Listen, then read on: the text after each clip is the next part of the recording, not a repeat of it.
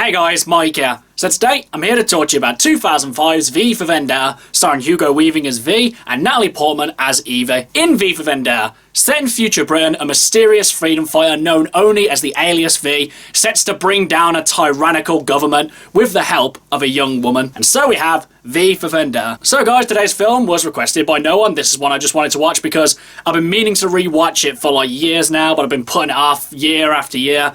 But I decided, you know what, this year I'm actually going to rewatch it. And at the time of releasing this video, it is the 5th of November, so again, another reason I wanted to watch it. So when rewatching this film, I wanted to see if it actually held up, or if it ever was as good as I remember it being. But in any case, what did I think of V For Vendetta? Well, first of all, gotta talk about the performances. Everyone gives solid performances in this film. With Natalie Portman, I haven't loved every single thing that she's been in, but whenever she's given it her all, she is a really good actress. And movies like this just go to show how true that is. It's just amazing to see the growth that her character goes through throughout this whole film. And at times you're rooting for her, at times you feel sorry for her, but she just feels like a real character who's just going through these really traumatic experiences. And then obviously you've got Hugo Weaving as V. Now I don't know how much of this performance is actually Hugo Weaving.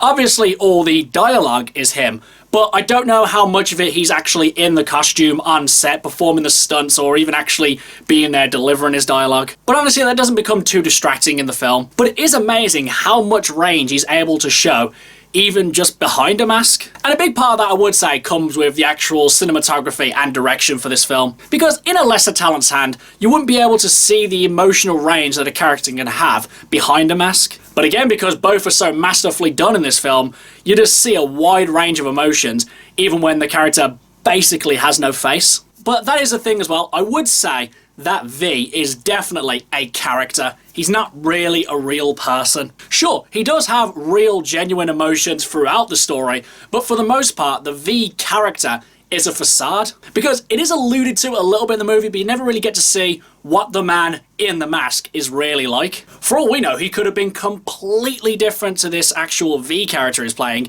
and everything that V is heightened senses of different emotions. He's personifications of all these different emotions: passion, rage, vengeance. Sometimes it's a bit more soul, sometimes it's really over the top. But I would say that is the point, because everything he is, he pretty much puts all out there. Pretty much from the way he speaks, the way he dresses, everything he owns in his house. Everything that he has and is a protest against the established order. And as well, even though you do get an idea of who he actually is under the mask, they do a nice job of making it feel like it can be anyone, because that is one of the points of the film. This character of V is everyone and no one, which I thought was just done brilliantly. But one thing I found sort of odd is that I remembered this film being a little bit more action-packed than it was. I would say there's probably about maybe 3 action set pieces in this film. And while I don't think they're bad, I wouldn't say that they are the film's strongest part. Now, I'm not saying that they're actively bad, it's not that. It's the fact that the rest of the film is just so amazing in the way it's written, directed, everything like that, that these action scenes kind of feel slightly tacked on, and some of them are a bit silly. There was one kind of towards the end which I thought, though it was cool, it was a bit silly. And I think the film would have been just as good if it didn't have them. But really though, having these scenes just adds extra layers to this movie. It gives a little bit more of something for someone else who was kind of expecting something a bit more loud and in your face and action-packed, when I would say that's not really what this film's about. Though I would say they are welcome additions, it's just, I wouldn't say this film is an action movie. If you were going in expecting it to be that, like a usual superhero movie, then I think you'll be a little bit disappointed. Because really, I would say one of the central things that this movie is about freedom and expression, and really wanting to be one's true self.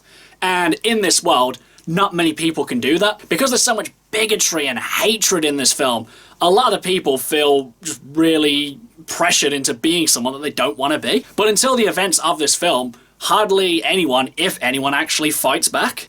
And as well, with the actual plot, I remembered it being like really kind of complex and somewhat nuanced as well. But when it came to rewatching this film, I thought probably quite a lot of it would have gone over my head, and it would have been in like the subtle details, those kind of things that you would have had to rewatch the movie like 2 or 3 times to really get. Because I did watch this movie when it first came out, so I was like 10, 11 years old, and I haven't watched the movie since, so I couldn't really remember what the exact plot was. I knew it was about tyranny and overthrowing a government, but I didn't really know what the nuts and bolts of the film were. But rewatching it, this movie, while still brilliantly written, is really digestible. It doesn't try and be overly complicated or overly clever or anything like that. Though it can be quite nuanced at certain points, when it gets towards the end, it just really all fits brilliantly together. And at first you think this is a very grand and epic story, but when it all comes down to it, it's a very small and personal story that this one person has made into this big grand thing, which I didn't actually remember going into it. So basically, again, brilliantly written story. And as well, I didn't realise how somewhat relevant this film is today as well, because one of the things that actually started off this whole new government regime was the fact that a deadly virus was released and killed like thousands, if not hundreds of thousands of people. And I mean, well, obviously that wouldn't happen in our day and age. Ooh. So all these people watching the movie back in 2005 thinking, oh geez, I hope that never happens. Yeah, it seems like we're kind of living it right now. Overall, guys, V For Vendetta is an amazing film. I wouldn't say that it exceeded my expectations of how I remembered it.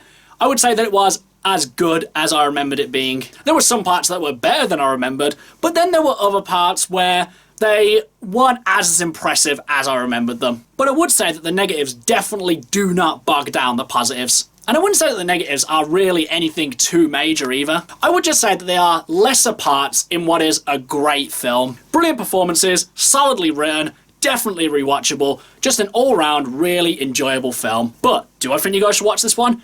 Absolutely. If you haven't already seen V For Vendetta, then you absolutely need to check it out. Okay guys, that's my review of V For Vendetta. Do you love it? Do you hate it? What do you think I should watch next? Whatever it is, drop it in the comments below. Until next time, I've been Michael. See ya!